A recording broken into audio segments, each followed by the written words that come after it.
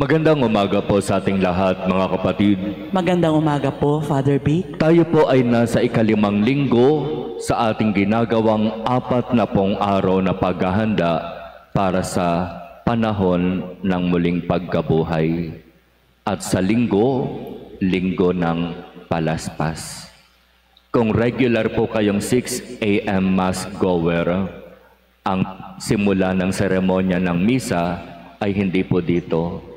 Doon po sa Infant Jesus Academy School sa May Raset at 4:30 a.m. Yung simula po ng seremonya doon, ang simula ng misa at magpoprosesyon papunta dito at kung ano yung gagawin dito, yun po yung pagpapatuloy ng misa. Kaya kung mapapansin nyo pagdating dito ng pari sa Sunday, wala nang usual greetings, penitential rite, wala na po yun. Pagdating dito ng pari, agad sasabihin niya, manalangin tayo. So maiiba ang liturhiya, maiiba yung maraming mga usual na ginagawa natin sa misa. At siguro napansin ninyo nagsimula na ito ngayon. Ang ating mga retablo ay tinakpan ng violet. So siguro tinatanong nung iba, ano nga kaya ang dahilan? Bakit tinatakpan itong mga santo ang ating mga retablo sa altar ng violet? Ito ay upang ipaalaala sa atin, malapit na ang mahal na araw at ang ating dapat na focus, direksyon, atensyon ay nakay Jesus na. Kay Jesus na ipinako sa krus. Kaya unti-unti sa mga araw na ito, ipadarama na ng simbahan sa atin sa pamamagitan ng liturhiya ang napaka-importanting pangyayaring ito sa kasaysayan ng kaligtasan. Ang pagpapakasakit at pagkamatay ni Jesus sa krus at ang kanyang muling pagkabuhay 3 days after. Sa ating ebanghelyo, nagtanong ang mga Griego kay Felipe at nilapitan naman ni Felipe si Andres para ang ipinapatanong ng mga Griego ay mailapit kay Jesus. Ano ang tanong ng ilang mga Griego? Ibig naming makita si Jesus. Ang mga Griego, hindi sila kabilang dun sa tinatawag na lahi na pinili. Ang lahing pinili ay Hudyo. Ang mga Griego, iba ang kanilang lahi. At ang tingin sa kanila ng mga Hudyo, sila ay hindi kasama, hindi kabilang sa lahing pinili. At dahil hindi kasama, sila'y marumi. Pero sila na tinuturing ng mga Hudyo na marumi, na tagalabas, hindi kasama, ang nagkaroon ng interes na makita si Jesus. Habang ang mga Hudyo na lahing pinagpala, espesyal, ayaw nilang makita si Jesus at gusto pa nilang ipapatay si Jesus. Tingnan mo nga naman kung sino yung napapabilang sa grupo na pinagpala, sila yung hindi pala tunay na nakakakita at nakakakilala kay Jesus.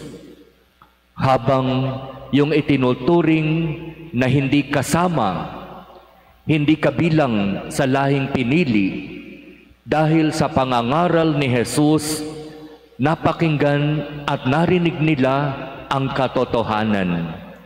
Kaya nais nilang makita at mas makilala pa si Jesus. At sinabi ito ni Felipe at ni Andres kay Jesus. At ano ang sabi ni Jesus sa kanilang lahat? Dumating na ang oras. Dumating na ang panahon upang parangalan ang anak ng tao. At isa-isang sasabihin ni Jesus ang kung ano ang mangyayari sa kanya. At gumamit siya ng halimbawa ng butil ng trigo na kinakailangan mahulog sa lupa, matanim, upang sa ganitong pamamaraan tumubo, lumago, mamunga. Iyan ang buhay ni Jesus. Kinakailangan siyang mamatay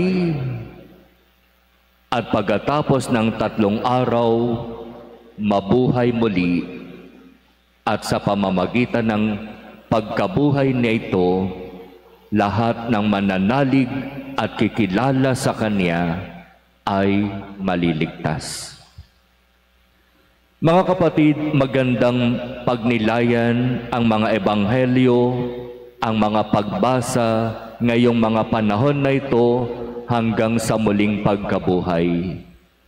Ipapakilala sa atin ng mga pagbasang ito kung sino si Jesus at kung bakit kailangan natin siyang kilalanin, mahalin at sundan. At kung bakit kinakailangan na tayo ay makapagbigay ng sarili sa pagsunod at paglilingkod sa Kanya.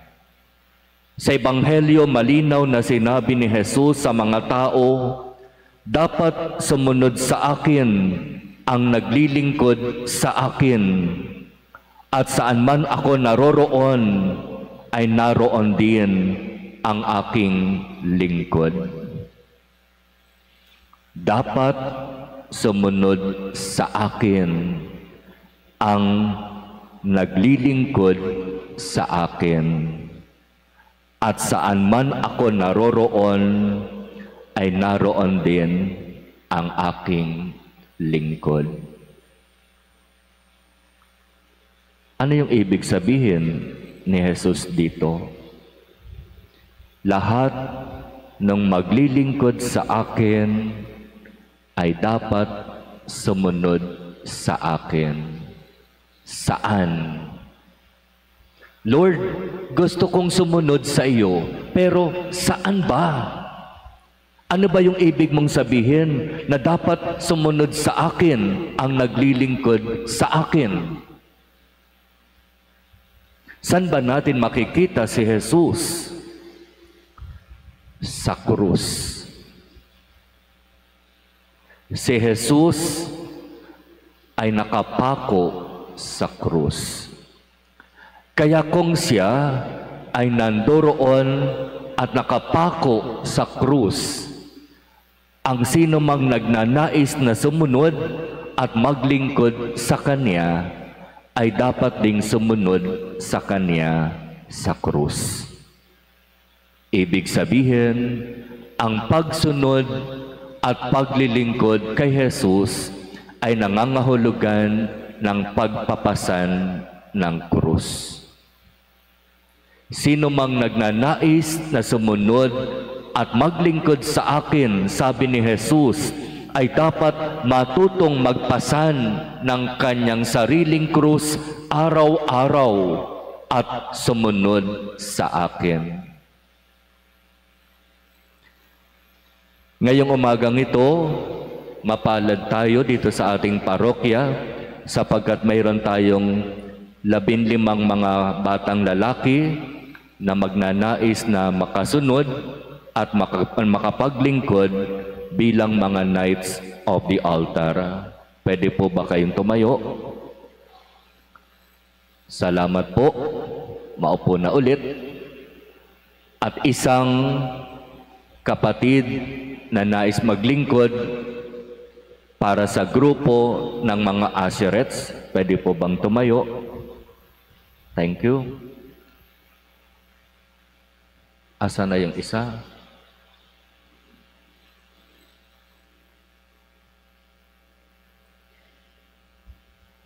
Isa, nais maglingkod sa grupo ng Socom. Ayun, kala ko parent ka. So, palakpakan po natin silang lahat. Akmang-akma yung ebanghelyo na narinig natin ngayon. Dapat sumunod sa akin ang nais na maglingkod sa akin. Saan man ako naroroon, ay dapat naroon din ang aking lingkod. Kaya mga kabataang lalaki at mga kapatid na magbibigay ng sarili ngayon sa paglilingkod dito sa ating parokya, naiintindihan po ba natin yon? Susuotan kayo ng alba, i-invest kayo para sa inyong kagustuhang maglingkod. Hindi iyan nangangahulugan na kapag nakasuot ng alba, para bang mas pogi ang dating. Kapag nagsuot kayo ng alba, ang sinasabi ng ating Panginoon, kung saan siya nandoroon, dapat doon din tayo matatagpuan. At sa ikalawang pagbasa mula sa sulat sa mga Hebreo, napakaganda ng sinasabi dito. Bagamat si Jesus ay anak ng Diyos, natutuhan niya ang tunay na kahulugan ng pagsunod sa pamamagitan ng pagtitiis. Kaya ang buhay, paglilingkod at pagsunod sa ating Panginoon ay hindi buhay na parabang bed of roses. Ang pagsunod at paglilingkod sa Diyos ay nangangahulugan ng pakikiisa sa Kanyang krus. Pero ang lahat ng magiging tapat sa pagsunod at paglilingkod sa Diyos hanggang sa huli, ang siyang pagkakalooban ng biyaya. At ang biyaya, buhay na walang hanggan. Kaya ito nawa mga kapatid, ang maging panalangin natin, na sa ating mga sariling pamamaraan, makapaglingkod at makasunod tayo sa ating Panginoon, sa Kanyang turo, sa Kanyang halimbawa. At tandaan natin, ang tunay na lingkod ay nagpapasan ng krus. Ang tunay na lingkod, marunong magtiis at magsakripisyo. Ang tunay at tapat na lingkod, ang siyang pagpapalain at pagkakalooban ng maraming biyaya.